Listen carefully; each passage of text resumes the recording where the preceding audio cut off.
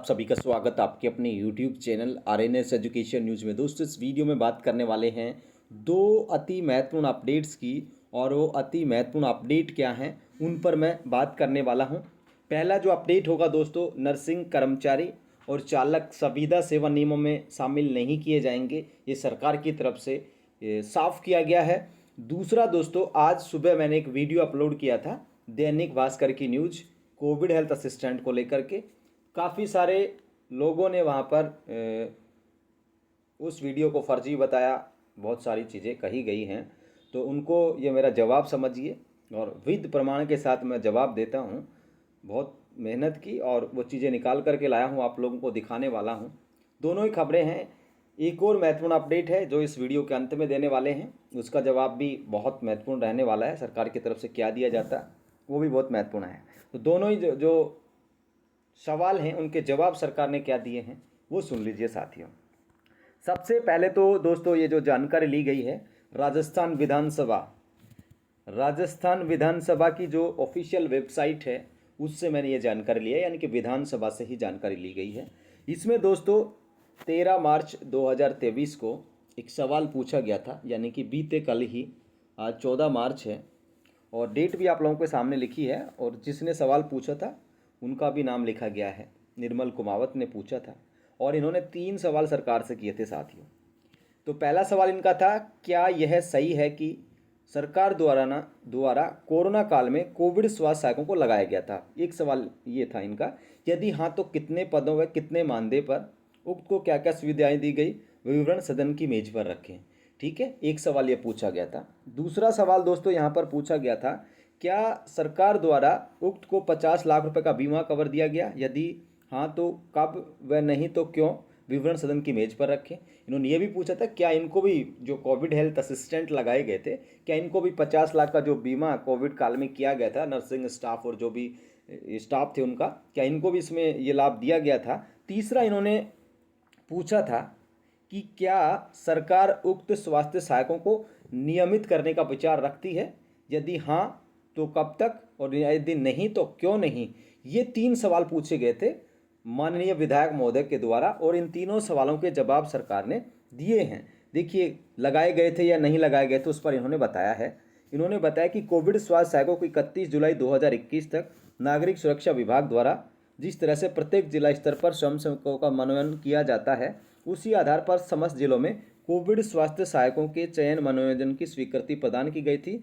कुल 27,427 कोविड सहायकों का चयन किया गया था। स्वीकृति आदेश व मानदेय की सूचना परिशिष्ट ए पर संलग्न है। तो ये भी मैंने डाउनलोड करके देख लिया। इसमें यही बताया गया, जो आप लोगों की कोविड हेल्थ असिस्टेंट की भर्ती निकली थी उसके बारे में बताया गया है, क्या क्या काम है, क्या क्या योग्यता है, कैसे चयन होना है। PDF फाइल थी वो। अब दूसरा सवाल का जवाब यहाँ पर इन्होंने दिया है, जो 50 लाख बीमे की जो बात आती थी उसमें इन्होंने बताया कि राज्य सरकार के आदेश क्रमांक फाइनेंस का हवाला दिया गया है /2014 जयपुर दिनांक 11/4/2020 के दौरान कोरोना की रोकथाम से संबंधित ड्यूटी पर कार्य करते हुए संक्रमण के दौरान, इलाज के दौरान संविदा कर्मी, सफाई कर्मचारी, स्वास्थ्य कर्मचारी मानदेय, इसमें सभी आ गए हैं कि असामयिक मृत्यु होने पर उनको आश्रित को 50 लाख की बीमा सहायता राशि देय होगी। आदेश की प्रति भी उन्होंने संलग्न की है। तीसरा दोस्तों, जो सबसे महत्वपूर्ण बात थी, ये थी कोविड स्वास्थ्य सहायकों को नियमित करने के बारे में इन्होंने पूछा था, जबकि वो तो हटा दिए गए हैं। तो इन्होंने बताया कि विभाग द्वारा नियमित भर्तियों में राज्य सरकार के चिकित्सा एवं स्वास्थ्य विभाग, चिकित्सा शिक्षा विभाग के अधीन संचालित चिकित्सालय योजनाओं में कार्यरत संविदा आवश्यक अस्थायी UTV पर कार्यरत पात्र कार्मिकों को समरूप कार्य करने पर अनुभव आधारित बोनस अंक नियमानुसार दे हैं। तो जब इन्होंने ये सवाल पूछा तो सरकार ने इसका जवाब दिया है कि राज्य सरकार की जो योजनाएं हैं और चिकित्सालय हैं, हेल्थ एंड मेडिकल डिपार्टमेंट है, मेडिकल एजुकेशन है, इनमें जो कार्यरत जो कर्मचारी होते हैं UTV पे या संविदा के आधार पर उनको समान कार्य पर समान जो बोनस अंक है वो नियम अनुसार दिए जाते हैं। ये सरकार की तरफ से जवाब दिया गया था इसमें। जबकि कोविड हेल्थ असिस्टेंट हटा दिए गए हैं, लगातार वो लोग आंदोलनरत हैं कि उनको सेवा बहाली की जाए। तो ये आप लोगों के सामने जो अखबार ने छापा उस पर गौर मत करिए, जो यहाँ पर जो आप लोगों को दिखाया जा रहा है उस पर गौर करिए। सरकार ने या कहीं पर भी ये नहीं कहा कि इस तरीके से चीज़ें हो रही हैं या इस तरीके से हम करने जा रहे हैं, लेकिन जो जवाब था वो ये आप लोगों के सामने है। दूसरा दोस्तों, जो बात है वो यहाँ पर आप लोगों की है कि जो संविदा सेवा नियमों में किन्हें शामिल नहीं किया जाएगा। चिकित्सा विभाग के बच्चों को काफ़ी दिनों से सवाल था, तो यहाँ पर सरकार ने इस स्थिति को साफ कर दिया है। वो आप लोग देख लीजिए यहाँ पर जो है कि किन को शामिल नहीं किया जाएगा, वो यहाँ पर आप लोग देखें। ठीक है दोस्तों, तो ये सवाल का जवाब है दोस्तों। ये भी देखिए, आपको दिखाते हैं। ये भी देखिए पूछा गया था 268, ठीक है, और 3656, और यहाँ पर एम्बुलेंस सेवा में स्टाफ की भर्ती। तो दोस्तों यहाँ पर ये 13 मार्च को सवाल पूछा गया था। डेट भी यहाँ पर है, गोविंद प्रसाद ने पूछा था, ये विधायक हैं। इसमें पूछा गया था क्या यह सही है कि राज्य सरकार द्वारा 104, 108 एम्बुलेंस सेवा संचालित की जा रही है, पूछा था। यदि हाँ तो उक्त में पदस्थापित नर्सिंग स्टाफ या वाहन चालकों को संविदा सेवाओं में सम्मिलित करने का विचार रखती है। यदि हाँ तो कब तक, व नहीं तो क्यों नहीं, ये विवरण सदन की मेज पर रखें।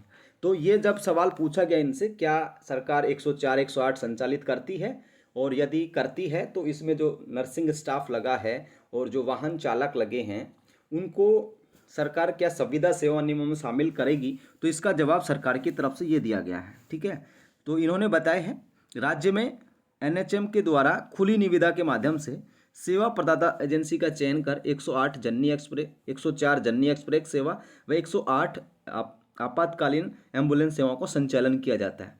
जब इनसे पूछा गया कि संचालित की जा रही है तो इन्होंने बताया कि हाँ, एनएचएम टेंडर जारी करता है और टेंडर के द्वारा 104 जननी एक्सप्रेस और 108 आपातकालीन जो एम्बुलेंस है, इमरजेंसी एम्बुलेंस है, वो चलाई जाती है।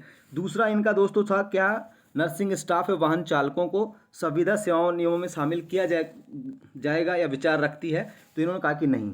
ठीक है जी, नहीं। यहाँ पर इन्होंने बताया कि सेवा प्रदाता एजेंसी द्वारा ही मानव संसाधन का प्रबंधन किया जाता है तथा सेवा प्रदाता एजेंसी के माध्यम से कार्यरत कार्मिकों को Rajasthan contractual hiring civil post rules 2022 में शामिल नहीं किया गया है। इन्होंने कहा कि नहीं तो हमने किया है शामिल, और नहीं हम इसके शामिल करने का विचार रखते हैं। तो ये दो चीज़ें बहुत महत्वपूर्ण हैं। 104 और 108 में जो भी कर्मचारी लगे हैं, चाहे नर्सिंग स्टाफ लगे हों, चाहे चालक लगे हों, उनके लिए बहुत महत्वपूर्ण अपडेट है कि सरकार की तरफ से ये स्पष्ट किया गया है कि नहीं, हम शामिल नहीं कर सकते या नहीं किया गया है, ये जवाब दिया गया। इसके अलावा जो महत्वपूर्ण बात एक और मैं बताने वाला था दोस्तों, ये देखिए, ये 20 तारीख को ये है 20/3/2022 के जो सवाल हैं वो विधानसभा में प्रदेश में चिकित्सा और स्वास्थ्य विभाग में रिक्त पदों के संबंध में श्री रामलाल शर्मा के द्वारा, तो इसमें भी आप लोग को बता दिया जाएगा जैसे जो इसका सवाल का जवाब आएगा, और ये आप लोगों के सामने आप लोग देख सकते हैं। ठीक है,